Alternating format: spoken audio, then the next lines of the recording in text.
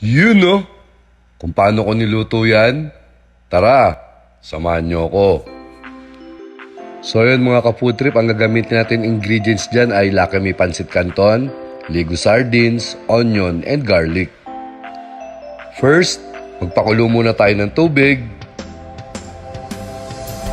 At habang inaantay natin kumulo yung ating tubig, lagay muna natin yung seasoning sa plate or bowl.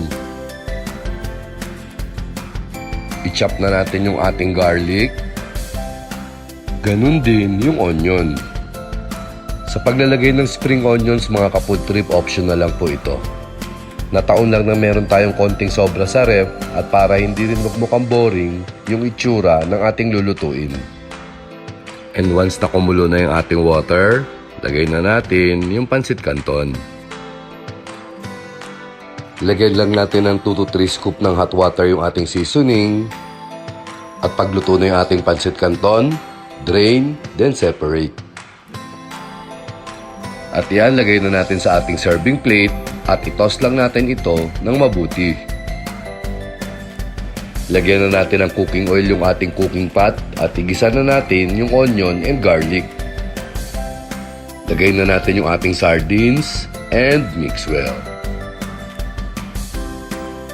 Add some black pepper. Ilagay na natin sa ating Pancit Canton and mix well. Lagay na natin yung spring onions. At eto na ang aking version ng Pancit Canton Sardines. Oh my God! Wow! Ang dali lang lutuin mga ka-food trip, di ba?